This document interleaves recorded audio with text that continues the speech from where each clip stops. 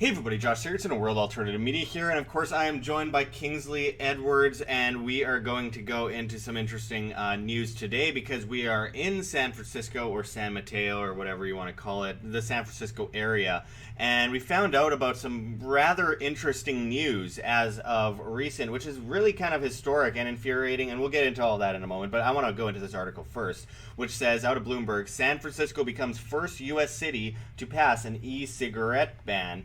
And as the article goes into, although San Francisco is home to America's most popular e-cigarette brand, city officials are signaling that they want nothing to do with Juul. The city voted Tuesday to ban sales of e-cigarettes, making it illegal to sell nicotine vaporizer products in stores or for online retailers to ship the goods to San Francisco addresses. The ban will be the first of its kind to go into effect in the U.S. The ordinance will now go to the mayor to sign into law. Cigarettes and other tobacco products will remain legal in the city along with recreational marijuana. And as it continues, it says, as cigarette use in the U.S. declines, tobacco companies have looked to other areas for revenue growth. Altria Group, Inc., which sells Marlboro cigarettes in the U.S., bought a 35% stake in Juul Labs, Inc. last year, valuing the startup at $38 billion. Juul told investors last month that revenue rose to $528 million in the first quarter as international sales took off.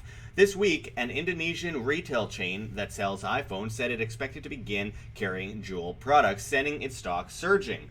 The legislation in San Francisco is aimed at e-cigarette companies, but it has to feel personal for Juul. The San Francisco-based startup is the biggest target for vaping critics who say it's hooking kids on nicotine and creating a new generation of addicts, which I definitely want to break down a bit in a moment because that's hilariously hypocritical of the government to say. Anyway, continuing, it says, Juul said it's committed to stopping people under 21 from buying or using its products, but it wants to keep its vaporizers available to adult smokers looking for an alternative to cigarettes.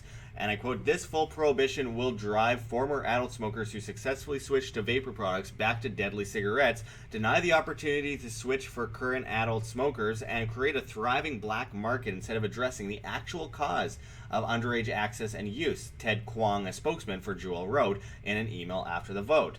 And after Tuesday's vote, Mayor London Breed has 10 days to review the legislation. If she signs it, the ban will take effect 7 months later when Juul and similar products will have to be removed from store shelves. Juul has a backup plan. Put the issue in front of voters. The company said it has collected the required number of signatures to add a measure to the November ballot that will keep e-cigarettes available for purchase in the city to adults over 21.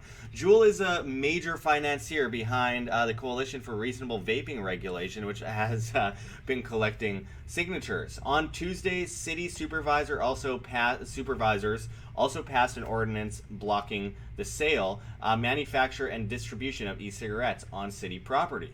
Juul currently leases office space from the city on Pier 70, but because the ordinance doesn't apply retroactively, Juul will be able to stay in its space. Even so, Juul has a backup plan for this too. Last week, the company said it bought a 29-floor office tower at 123 Mission Street and plans to start adding employees there in the next year. And it continues here. It says City Attorney Dennis Herrera co-sponsored the sales ban with a city supervisor because he said the U.S. Food and Drug Administration failed to require e-cigarette companies to go through a pre-market approval process before they were allowed to sell products. The FDA began overseeing e-cigarettes in 2016 under the Obama administration. After Donald Trump took office in the next year, the agency said it would push back until 2022 a requirement that vape companies submit applications to continue selling their products. Once a product has FDA approval, the legislation would allow its sale in San Francisco again.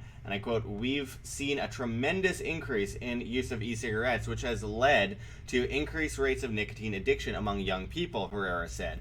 I don't think San Francisco is any different from any other city. 3 weeks ago, Beverly Hills, California passed the first sweeping prohibition on most tobacco products or tobacco sales, including e-cigarettes starting in 2021. But a sales ban can't stop people from heading to nearby cities to get their nicotine fix. That doesn't worry Herrera.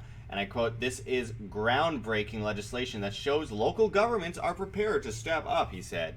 What you will see in the aftermath of this legislation is other jurisdictions looking at what they might be prepared to do to protect their young people. So, Kingsley, let's talk about this a little bit. There's so much. I see you using a Juul product at this very moment. Thumbs up to Juul.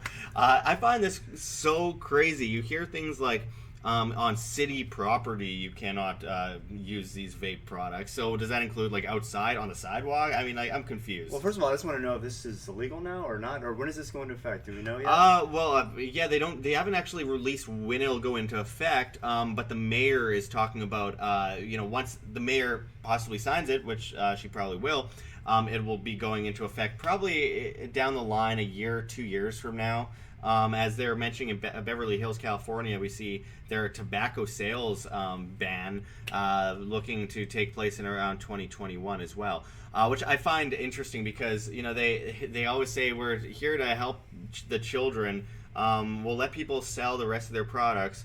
But now, countless people are without jobs. Countless people are going to be looking for a new line of work and won't be able to feed their families, and people will still continue to get these products. What do you think? Well, and meanwhile, we're going to see probably, you hear these like stories of like the mafia in the 90s, filling truckloads of cigarettes to go into New York because of this the high taxes. Now we have a complete ban. Are we going to see truckloads of Juul products and e-cigarette products being just taken from one city to the other, and now like we're gonna have special police teams looking out for e-cigarette products. So it just seems obviously just ridiculous and government overreach and trying to be, why aren't parents monitoring their kids and seeing if they're doing tobacco products or nicotine products or not? Well, I mean, just thinking about being in San Francisco, and the laws here are ridiculous, and we'll get into that in a moment, but like how people are treated, especially like homeless people, put spikes in so homeless people can't sleep there, and bring in a poop control to clean up poop on the streets, but not actually look at the real problem, which is like vast oversized government regulations, taxes that create poverty, inflation rate, price of living skyrocketing at the creation of fiat currency. And they mentioned at one point or on a couple occasions in that article this idea of protecting kids from nicotine addiction, which I find interesting because when many underage kids involved were sent to war in World War I, the U.S. government was heavily involved in forcing addiction on them. They were shipping out vast amounts of tobacco products and cigarettes to the soldiers in World War I, and they get back from the war and they were hooked. In World War II too, right? And World War II as well. Yeah, it was a big part of their propaganda campaign that they actually ended up incorporating Edward Bernays tactics later on. The cigarette smoking and feminism. I think they called it Torches for Liberty or something crazy like that. And it was like this movement to propagate people into, getting addicted to tobacco, and then they come in with the taxes and get huge revenue from it. And they're like, well, it's to stop people from smoking. Meanwhile, the amount of people smoking was going up and up and up, and the price was going up and up and up. And it's like, it's just bankrupting people that can't afford to be smoking anyway. But carrying on with this, I mean, when it comes to kids getting addicted to nicotine, what do you think? How does this actually in any way stop kids from getting nicotine products one way or another? Well, you have to ask the question, is big tobacco, I mean, they obviously have been controlling parts of government for so long. So is this them, again, picking the winners and losers? Maybe they haven't been able to buy all the companies like Juul that started in the Bay Area. So they're just using their lobbying efforts with government to try to ban these products. I think it's ridiculous. I mean, we're pushing kids from what seems like a more safe, like I don't even know, like I do smoke, my Juul and some nicotine products here and there. I'm trying to actually stop more, but it's like I'd rather do this than smoke cigarettes, and I would rather actually, even if kids are doing one or the other, I mean, you would actually prefer them probably to just stick with straight nicotine versus all the ill effects of tobacco and all these big tobacco products that they're pushing on people. Well, and we do see kind of a pattern that happens when you tell kids that they can't do things, they tend to do it more. Right. And I mean, we see that with cannabis for years, alcohol.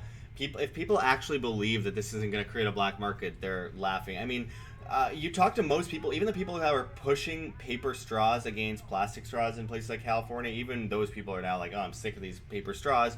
It always starts with government coming in, creating a problem, and then people get the reaction, and they come in as a solution to save people from themselves. I mean, we saw that with, for example, paper straws. Well, oh, there's all this plastic in the ocean. Well, maybe if government didn't, monopolize Standard Oil and then ban hemp and all these alternatives to, petroleum, chemical, plastic, then maybe we'd be able to have, these sustainable plastics for a cheaper price. They're more sustainable. They're easier to grow, hemp, and etc. But no, instead they come in with taxes in Canada and California as well. They come in with regulations, with crazy environmental regulations. They ban plastic straws, and all the while, I mean, government is the biggest polluter in the world. So then the same thing goes for this. It's like government is giving kids, underage people, cigarettes in World War I, World War II, get them hooked, and then it's like, oh, well, maybe we'll come in and ban it so that people can't have it anymore. I mean, I always joked about the idea of banning tobacco of all things. Like, that's one thing that you can easily get people incredibly angry about. Right. We got a bunch of party dudes and bros yelling in the background. Sorry if you guys hear that.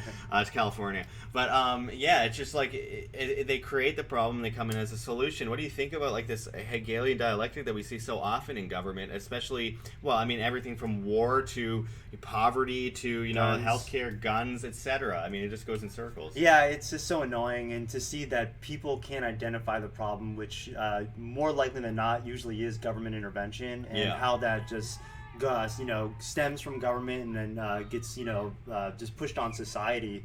And it's just it's so different than banning the big gulp in New York City and all this kind of stuff.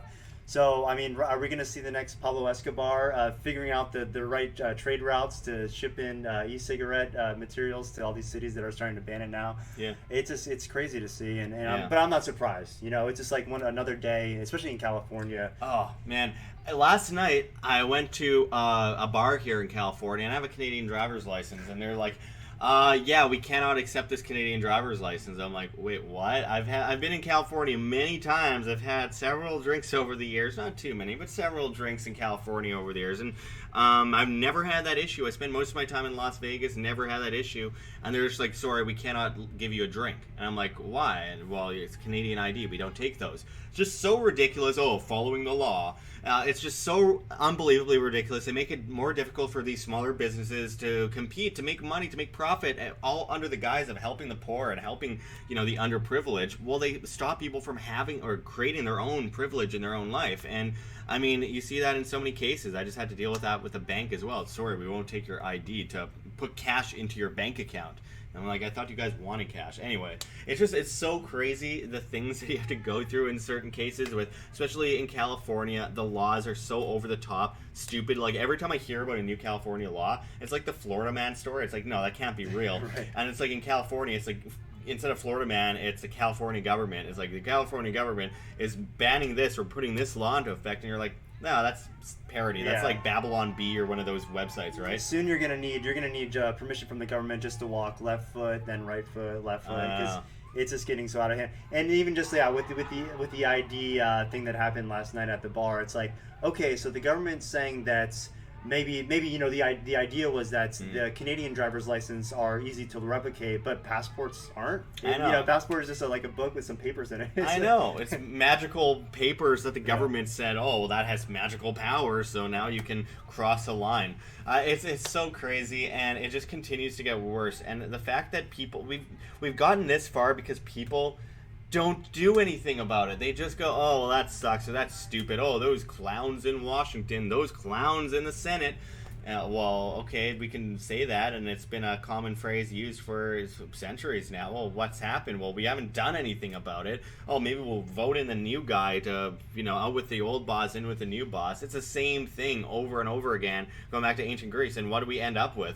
More and more regulations, more and more taxes, more and more rules. We get more and more controlled, and it just gets more and more crazy. I mean, the idea of 10 years ago, a ban on cigarettes, laughable. 10 years ago, 5 years ago, a ban on vapes, laughable. but not so anymore, because they're actually making these crazy moves that remind me in a lot of ways of third world countries that ban alcohol and ban certain things under religious practices. This religious practice is government. This is the statist religion that they're utilizing, or they're using as an excuse for this. We need to help kids, even though the government murders more kids and pollutes more and does way more than any other entity in the world, but they'll come in and save us from ourselves. And at what point did we, the people, allow government to dictate what we put in our bodies at any point? Whether, thank God that marijuana is finally starting to be looked at as like a normal, activity, whether it's recreational or for medicinal use, whatever.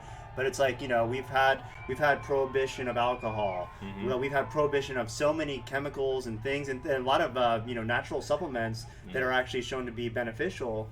And luckily, now we're seeing, surprisingly with Oakland, we're seeing kind of the legalization or decriminalization of psilocybin. Yeah. So things are like, it's weird. We're like making progress in some ways, but then stepping back in others. So. Yeah, I noticed that in LA even a couple of years ago. Walking down the street, I was a smoker. I smoked cigarettes at the time. And I was walking down the street smoking cigarettes, and I'm just looking at these signs everywhere. They spend, I don't know how many millions of dollars putting up these stupid signs that say no smoking on the street. Meanwhile, everyone's smoking joints. That's fine. And it's like... it does smell better. It does smell better, that's true. But to make that switch over, it's like cannabis, 40 years, 60 years, 80 years in prison in some cases, if you're a black back in, the old days in California, or anywhere really in the United States. But now it's like, oh, well, no, you can smoke cannabis, but you could get a massive fine and a ton of your money stolen from you if you dare to smoke cigarettes, because it might hurt someone around you. So we need that money stolen from you to go blow up people overseas. I don't know. Actually, finishing it off, I gotta mention Kingsley, because obviously we've talked about your father before, Michael Edwards. He's been in jail for 26 years now for I would consider a small amount of cocaine. Seriously, I'm not saying I've walked around with a bunch of cocaine in my pockets in the past, but I mean, come on, like everyone has seen larger amounts of cocaine in person in their lifetime. Most people, if they've ever been to like a party, if you ever been to like a party somewhere, especially Silicon Valley type parties, that kind of stuff, it's like, yeah, it goes around. And your father, for the amount that many people in college end up having on them, went to jail for like how many years? How many years was he sentenced to prison? Yeah, over 60 years for a tablespoon worth of cocaine. So it's just another injustice of the system, and again, them picking the winners and losers based off their own arbitrary rules that some politician elsewhere in basically almost foreign place dictates that we all follow. And then we have police enacting these crazy laws, and then that's another thing. Like we see some sheriffs are starting, it seems like, to step up on calling out some of these BS, some of this legislation that's coming through. But it's just not enough. And a lot of if we are to have some sort of form of governance, that was initially part of the whole checks and balance, was that we have the government, politicians say one thing, and then we have police enforcement that are supposed to combat, and really sheriffs are supposed to follow the Constitution, but none of them really do. So it's getting out of hand. Yeah, and I mean, as far as something like cocaine goes, we know the government's involvement in running guns, running drugs, all sorts of stuff for decades, even in some cases in the 60s, testing drugs on people, trying to release certain drugs into the streets of San Francisco. By the way, San Francisco was a huge experiment back in the 60s, in the hippie age, dropping LSD left and right back when it was legal, to try and it was kind of like a global or collective effort to see the effects of it on people and how it changes their mind and stuff. And it's just crazy, because then it's like, oh, well, the government does it, it's okay magically, but by some ink on some paper, now people are getting their lives ruined because they made mistakes in many cases. Like, look, I'm not a fan of cocaine. I don't like it being around me, honestly. I'm not a fan of it. But I mean, the notion of people having this powder on them and then ending up in jail for most of their life is so disgustingly sick, that we've allowed this entity we call government to get such massive religious powers over the populace that they can say or dictate, we can do this stuff, but you dare, even though we're supposed to be owned by you, you dare do that exact same thing in such a massively minimal, version of what we did, and we'll send you to jail for the rest of your life. So, well, they hate competition, yeah. and it's just like with the Marines protecting the poppy fields in Afghanistan, and it's been known, like you said, on record for the CIA. I'm sure they're still smuggling in stuff as far as opium and other things, other products into the U.S. and making a profit. And there's all this dark budget and dark money that's being thrown with all these different organizations, and that's a lot of their income. Just like how cops will pull you over, ticket you, or bust you with small amounts of marijuana still in the U.S.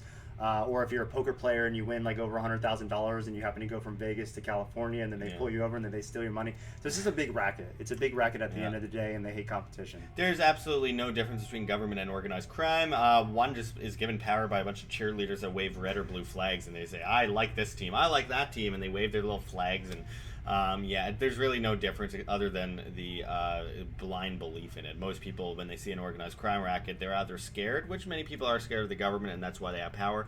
But at the same time, most people go, I'm going to stay away from these guys. I'm not going to have to. I don't want to deal with these guys. So I think people are just brought up into a world with government. They expect government. They can't imagine a world without government, and because of that, they are indoctrinated into that system where they accept it.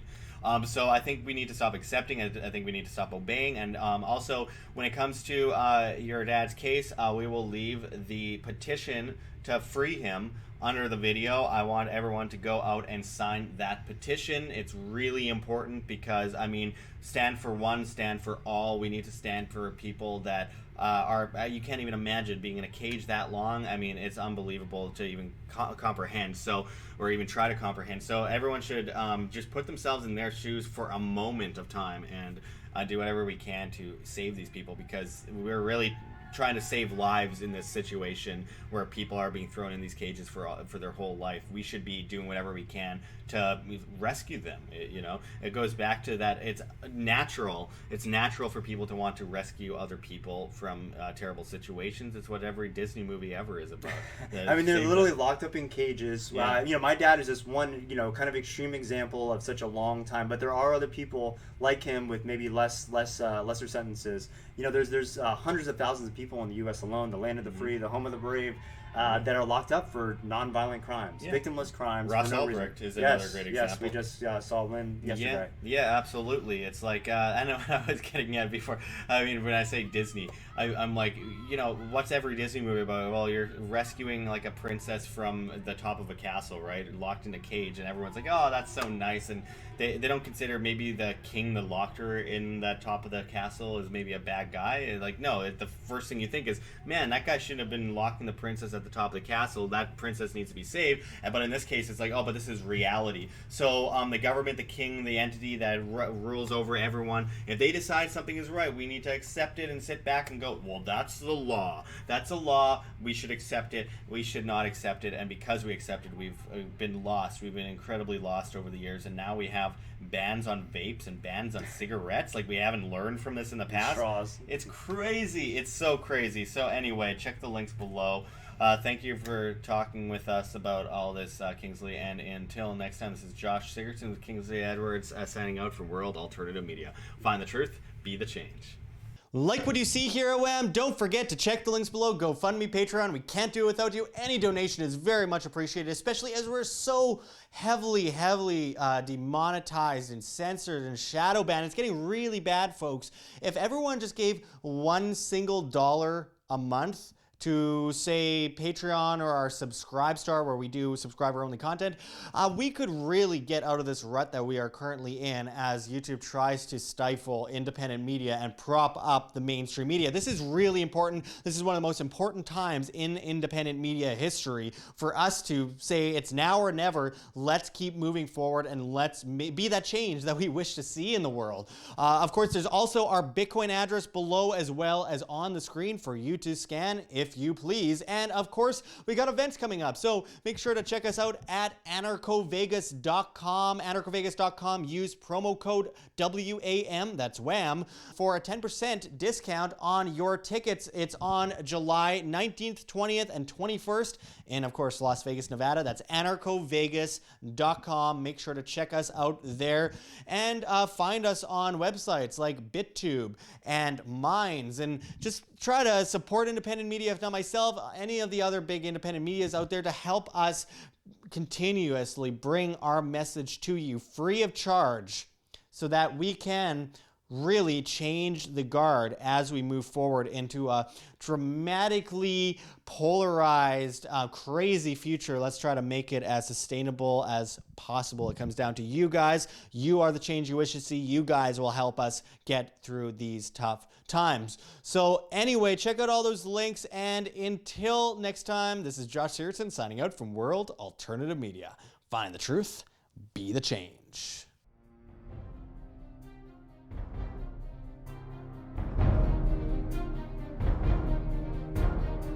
I'm sure you have already changed people's minds in your young age because you're involved, and I like that.